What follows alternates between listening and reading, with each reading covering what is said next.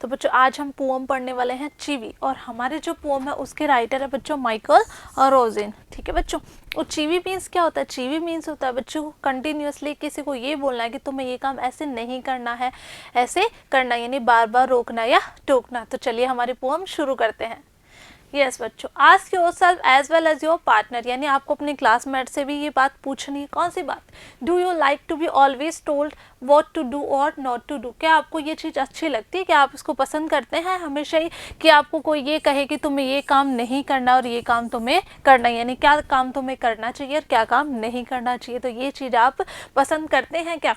Do grown ups do this in your experience, क्या जो बड़े लोग हैं वो इस तरीके से कुछ करते हैं? इन योर एक्सपीरियंस, आपके अनुभव क्या है इसके बारे में, तो आपको ये बताना है इसमें। तो चलिए शुरू करते हैं। ये वर्ड मीनिंग है बच्चों, आपको कर लेनी है। When Michael was 5 years old, Michael जब 5 साल का था, His mother took him to a nearby school, तो उसकी मदर उसको पास ही के स्कूल में ले गई। किस लिए? फॉर एडमिशन, उसका स्कूल में एडमिशन कराने के लिए। The teacher asked as usual, teacher ने क्या पूछा? टीचर ने उससे प्रश्न पूछा बच्चों, what does your mother call you at home child, कि बच्चे आपकी मदर आपको घर पर क्या कहकर बुलाती है? Michael don't came the confident reply, लेकिन माइकल जो था उसने क्या दिया बच्चों? उसने सही तरीके से यानी पूरे विश्वास के साथ वो उत्तर नहीं दे पाया। अब देखिए बच्चों, चीवी जैसा मैं बता चुकी हूँ आपको, to chivvies to nag to continuously urge someone, यानी किसी से लगातार ये कहना, to do something often in annoying way, है ना, लगातार उसको ये कहना कि तुम्हें ये काम नहीं करना है, ये काम करना है। ठीक है, according to the dictionary. Okay, dictionary के हिसाब से इसका मीन ये हो गया। रीड द पोअम नाउ, अब हमें ये पोअम रीड करनी है, पढ़नी है। चलते हैं बच्चों। ग्रोन अप्स, ग्रोन अप्स मतलब हमसे जो बड़े हैं। ठीक है, ग्रोन अप से थिंग्स लाइक, कि हमसे जो बड़े हैं अक्सर ये बात कहते हैं। क्या कहते हैं? स्पीक अप, बोलो। क्या कहते हैं? बोलो। Don't talk with your mouth full, कि अगर तुम्हारे मुंह में कुछ है, अगर आप खाना खा रहे हैं तो उस वक्त आपको बात नहीं करनी है। कहने का मतलब डोंट टॉक, मत बोलो विद योर माउथ फुल, अगर तुम्हारे मुंह में कुछ है। अक्सर ये कहा जाता है बच्चों कि जब आप खाना खा रहे होते हैं तो सिर्फ फोकस आपका वही होना चाहिए, खाना खाते टाइम आपको बात करना अलाउ नहीं होता। ये इंस्ट्रक्शन हमें बहुत बार दिए जाते हैं हमारे बड़ों के द्वारा। ठीक है, डोंट स्टेयर, घूरना नहीं है, टकटकी लगाकर नहीं देखना है। डोंट पॉइंट, किसी चीज़ की तरफ पॉइंट करके नहीं बताना है। डोंट पिक योर नोज, अपनी नोज में फिंगर नहीं करनी है। ठीक है, आगे चलते हैं। ये देखिए बच्चों, इस तरीके से ये डांट पड़ रही है, यहाँ पे इस बच्चे ने कुछ तोड़ दिया है और इधर सेम। ओके, आगे चलते हैं। ये वर्ड मीनिंग कर लेनी है आपको बच्चों। चलिए, सेट अप यानी सही तरीके से बैठे, ये भी कहा जाता है। अगर हम सही तरीके से नहीं बैठते हैं तो टीचर हैं, हमसे जो बड़े हैं वो अक्सर कहते हैं कि हमें सही तरीके से बैठना है, यानी सेटअप, सही तरीके से बैठो। क्यों? क्योंकि वो हमारी लाइफ में डिसिप्लिन मेंटेन करना चाहते हैं, वो हमें अनुशासन में रखना चाहते हैं, वो चाहते हैं कि हम अच्छी चीज़ें सीखें। ओके, आगे चलते हैं। से प्लीज़, क्या कहा जाता है? अगर आपको किसी से कुछ हेल्प चाहिए, किसी से कुछ मदद चाहिए तो आपको बोलना होता है प्लीज़। ये किस में आता है? गुड मैनर्स में आता है। लेस नॉइज, आवाज़ नहीं करनी है। Shut the door behind you, तुम्हारे पीछे जो दरवाजा है उसको बंद करो। डोंट ड्रैग योर फीट, अपने पैरों को घसीट कर मत चलो। Have not to got a hanky, क्या तुम्हारे पास अपने हैंकी नहीं है? Take your hands out of your pocket, अपने जो हाथ है वो अपनी पॉकेट से, अपने जेब से बाहर निकालो। पुल योर सॉक्स अप, अपनी जो सॉक्स है उनको सही तरीके से पहनो। स्टैंड अप स्ट्रेट, सीधे खड़े हो। से थैंक यू, यानी आपकी कोई हेल्प करता है तो आपको क्या, आपको गिफ्ट देता है तो आपको बोलना है बदले में थैंक यू, ये भी गुड मैनर्स में, तो आपको थैंक यू बोलना है। डोंट इंटरप्ट, है ना, क्या करना है? डोंट इंटरप्ट, यानी कोई दो लोग जब बात कर रहे हैं तो बीच में आपको जाके इंटरप्ट यानी बीच में जाके बाधा नहीं डालनी, बीच में उनको नहीं टोकना है। No one thinks you are funny, फिर वो क्या कहते हैं कि तुम ये मत सोचो, कोई नहीं सोचता है कि तुम फनी हो। Take your elbows off the table, अपने कोहनियों को टेबल से सटाकर बैठो। Can't you make your own mind up about anything, क्या तुम किसी भी चीज़ के बारे में कोई भी अपने दिमाग से काम नहीं कर सकते क्या? तो इस तरीके से जो इंस्ट्रक्शन है बच्चों अक्सर बड़े जो होते हैं वो अपने से छोटों को देते हैं। क्यों? क्योंकि वो उनके लाइफ में डिसिप्लिन मेंटेन करना चाहते हैं। हमारे जो पोएम है उसके राइटर है माइकल रोजेन। तो आई होप बच्चों आपको पोएम अच्छे से समझ में आई होगी।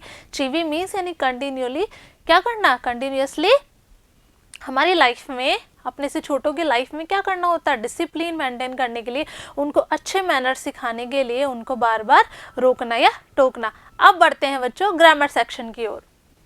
यस, ग्रामर सेक्शन में आज हम पढ़ने वाले हैं सेंटेंस। तो सबसे पहले हम सेंटेंस की डेफिनेशन जानेंगे बच्चों। सेंटेंस यानी हिंदी में वाक्य।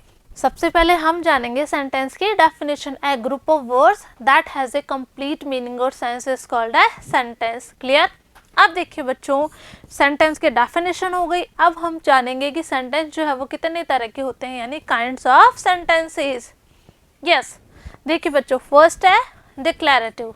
ओके, साधारण वाक्य जो हैं इनको हम अफर्मेटिव, असर्टिव भी कहते हैं। ओके, नेक्स्ट आपका इंटेरोगेटिव, थर्ड आपका एक्सक्लेमेटरी और फोर्थ है आपका इम्पेरेटिव सेंटेंस। तो इस तरीके से आपको ये कंप्लीट अपनी कॉपी में करना है और ये सारे लर्न भी करने हैं। आगे बढ़ते हैं। यस बच्चों, सबसे पहले जानेंगे हम कि how will you identify declarative sentences. आप डिक्लेरेटिव सेंटेंसेस को किस तरीके से आइडेंटिफाई करेंगे। तो बच्चों इसमें क्या होता है, एक स्टेटमेंट है, ठीक है, और इनका खुद का यानी जो डिक्लेरेटिव सेंटेंस है इसका सब्जेक्ट और प्रेडिकेट होता है। और बच्चों मैं आपको सब्जेक्ट और प्रेडिकेट पढ़ा चुकी हूँ, फिर से पढ़ लेते हैं हम कि what is a subject and what is a predicate. सबसे पहले देखिए बच्चों, रहीम इज ए गुड बॉय, ठीक है, जिसमें बच्चों जिस सेंटेंस में हम किसकी बात करें, ये जो सेंटेंस है हमारा रहीम इज ए गुड बॉय, किसके बारे में बात हो रही है, रहीम के बारे में। वेरी गुड, ठीक है। तो क्या बात हो रही है, रहीम, ठीक है, हम बात करें रहीम के बारे में, तो हमने सेंटेंस में जिसके बारे में बात करी वो तो हो गया सब्जेक्ट। तो यहाँ पे सब्जेक्ट क्या हो गया, Rahim. And what is said about the subject, कर्ता के बारे में क्या कहा जा रहा है वो किस में आ जाएगा, प्रेडिकेट में बच्चों। तो Rahim is a good boy. Clear. यहाँ पर आप राम भी कर सकते हैं, रहीम, सीता, एज यूजुअल, ठीक है। तो बच्चों रहीम इज ए गुड बॉय हो गया। अब हमने बात करी कि कैसा लड़का है, बहुत अच्छा लड़का है, रहीम इज ए गुड बॉय। तो ये क्या हो गया, प्रेडिकेट, और ये हो गया आपका सब्जेक्ट। क्लियर। अब देखिए बच्चों, इसमें सिंपल एक स्टेटमेंट दिया है, जैसे father goes to office, the sun rises in the east, okay, I go to school daily, इस तरीके I go to school. Clear. किस पे एंडिंग हो रहा है, फुल स्टॉप पे।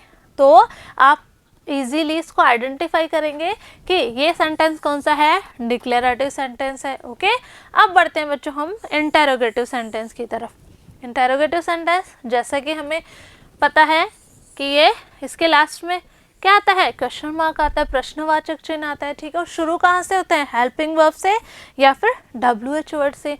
और एक क्वेश्चन यानी इनमें हमसे प्रश्न पूछा जाता है, जैसे वेयर आर यू गोइंग, ठीक है, व्हाट इज योर नेम, इस तरीके से प्रश्न पूछे जाते हैं। Do you like ice cream, okay.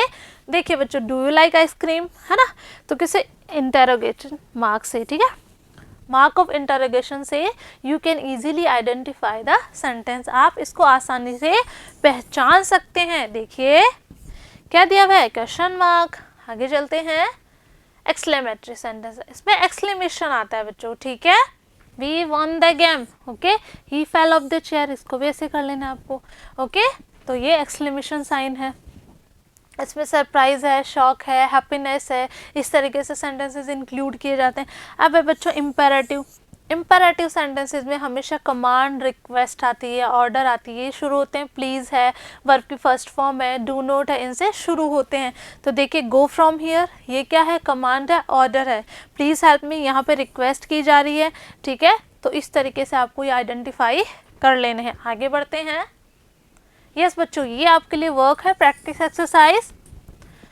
आपको इन सेंटेंसेस को रीड करना है और आइडेंटिफाई करना है कि ये कौन सी कैटेगरी का है, इंटेरोगेटिव है, इम्पेरेटिव है, एक्सक्लेमेटरी है या फिर डिक्लेरेटिव है। Very good. तो आपको क्या करना है, ये रीड करने हैं और यहाँ पे सामने आपको आंसर्स लिखने हैं। ओके, आगे चलूँ।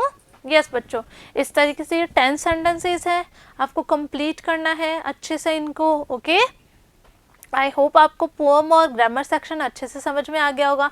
तो मिलते हैं बच्चों नेक्स्ट वीडियो में इसी पोअम के क्वेश्चन एंड आंसर्स के साथ।